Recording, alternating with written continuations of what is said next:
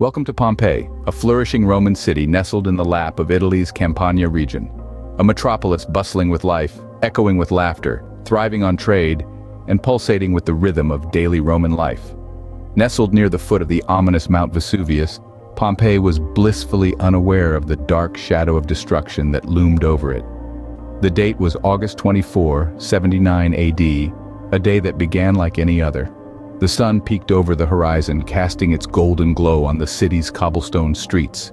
Bakeries were firing up their ovens, blacksmiths striking their anvils, and the citizens of Pompeii were greeting the new day with joyous anticipation. Little did they know the routine rhythm of their life was about to be disrupted forever.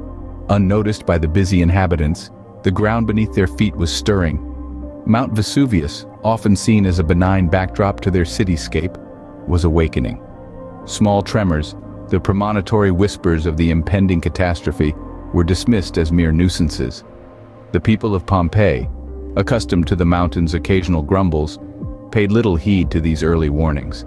But, as the day progressed, so did the severity of these tremors. The earth shook with increasing intensity, yet life in Pompeii carried on, oblivious to the impending doom. The cheerful chatter of the marketplace, the clatter of pottery, the hum of looms, all masked the mountain's ominous rumblings. In the city's grand amphitheater, gladiators prepared for the day's spectacle, while in the opulent villas, the city's elite indulged in lavish feasts. The city was alive, it was vibrant, it was Pompeii. The inhabitants were blissfully ignorant of the fact that their city's heartbeat was to be stilled, their laughter silenced, their lives extinguished. As the sun rose higher, the day was about to take a turn that would freeze Pompeii in time forever. The clock struck 1, and the mighty Vesuvius roared to life. The eruption began with a thunderous blast as Vesuvius, the once tranquil mountain, turned into a furnace of molten rock and gas. It was as if the mountain itself had become a living, breathing monster, its fiery breath turning the sky into a maelstrom of ash and smoke. The first phase of the eruption saw the mountain spewing forth an ominous cloud of ash, pumice, and gases. This toxic cocktail rose high into the sky, blotting out the sun and casting a suffocating shadow over the city of Pompeii. The air turned thick and heavy, making it difficult to breathe. The once bustling streets of Pompeii were now a desolate landscape, shrouded in an eerie darkness. As the ash and pumice began to rain down onto the city, it created a relentless barrage that pounded the rooftops and streets. Panic ensued among the people. The once vibrant city of Pompeii was now a scene of utter confusion and chaos.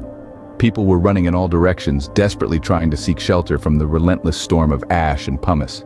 The panic was palpable. People were screaming, children crying, families huddled together in terror. The city was filled with a cacophony of sounds, the deafening roar of the eruption, the crackling of fires, the crashing of falling buildings, and the terrified cries of its inhabitants. Yet, amid the chaos and fear, there were also acts of heroism and bravery. People helping their neighbors, parents shielding their children, strangers lending a hand to those in need. It was a testament to the indomitable spirit of humanity, even in the face of such a catastrophic event. As the relentless rain of ash and pumice continued to pummel the city, the people of Pompeii were left with a sense of dread. They had no idea of the magnitude of the disaster that was unfolding, nor could they comprehend the sheer destruction that was yet to come. As the city descended into chaos, the worst was yet to come.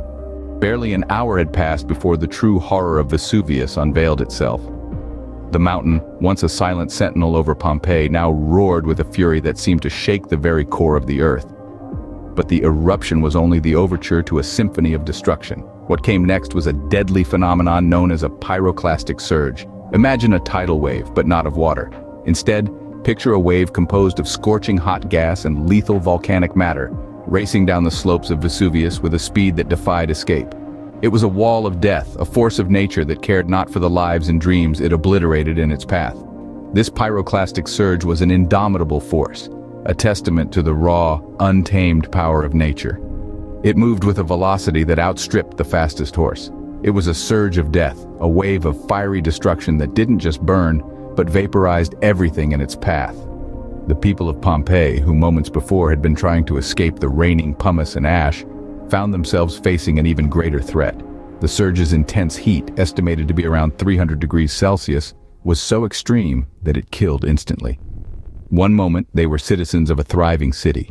The next, they were mere shadows etched into the history of a city that was rapidly meeting its end. And it wasn't just the people who fell victim to the surge. Buildings, once the pride and joy of Pompeian architecture, crumbled under its force. Homes, shops, temples, all were consumed by the surge, collapsing into piles of rubble and debris. By the time the surge ended, Pompeii was a city of death, its life silenced in a matter of moments. The bustling streets, once filled with the chatter of traders and the laughter of children, now lay silent. The city that had thrived in the shadow of Vesuvius had now perished in its fiery wrath. The once thriving Pompeii now lay silent under a thick blanket of ash and pumice. The city, which had once been a bustling hub of trade, culture, and life, was now a chilling tableau of death and destruction. The eruption of Mount Vesuvius had unleashed a torrent of volcanic material that had consumed everything in its path. Pompeii's fate was sealed in a matter of hours. Buildings, markets, temples, and homes were buried under a thick layer of volcanic ash and pumice. The bustling streets, once filled with the chatter of merchants and the laughter of children, were now eerily silent. The once vibrant city was now a ghostly shell of its former self, frozen in time. The immediate effects of the eruption were devastating. Surrounding regions were choked with ash, causing widespread damage to agriculture and wildlife.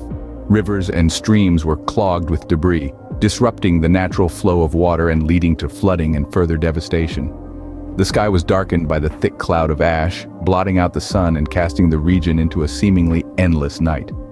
As time passed, the memory of Pompeii began to fade. The city that had once been a jewel of the Roman Empire was now nothing more than a footnote in history. It was as if Pompeii had never existed, its rich history and vibrant culture forgotten. The city lay buried under the volcanic material, lost to the world, its stories untold. But the city was not completely forgotten. Over the centuries, tales of a lost city buried under ash and pumice would circulate, sparking curiosity and intrigue. These stories would eventually lead to the rediscovery of Pompeii, giving us a glimpse into a world that was once vibrant and full of life.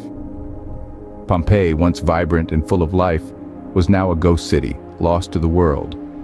And so the stage was set for the next chapter in the story of Pompeii, a chapter that would reveal the city's secrets and bring its stories back to life. It wasn't until nearly 1700 years later that Pompeii would reveal its secrets. Buried under layers of ash and pumice, the city lay hidden, its tales of life and death silenced by the very force that destroyed it. But as the centuries rolled on, this lost city was destined to see the light of day once more. In the 18th century, the forgotten city of Pompeii was unearthed, quite by accident during the construction of a palace for the King of Naples. This accidental discovery marked the beginning of a journey into the past, a journey that continues even today. As archaeologists began to delve into the ruins, they found themselves walking through a well-preserved snapshot of Roman life. Streets paved with stones, houses adorned with frescoes, public baths and marketplaces, all frozen in time, providing an unparalleled glimpse into the life of a Roman city. But it wasn't just the buildings that told the story. The most poignant finds were the plaster casts of the victims. These haunting figures, forever frozen in their final moments, were created by pouring plaster into the voids left by the bodies in the hardened ash. Each one provides a chilling reminder of the human cost of the eruption, a snapshot of life abruptly ended. Throughout the years, archaeologists have meticulously studied these ruins, using them to piece together a vivid picture of Roman society.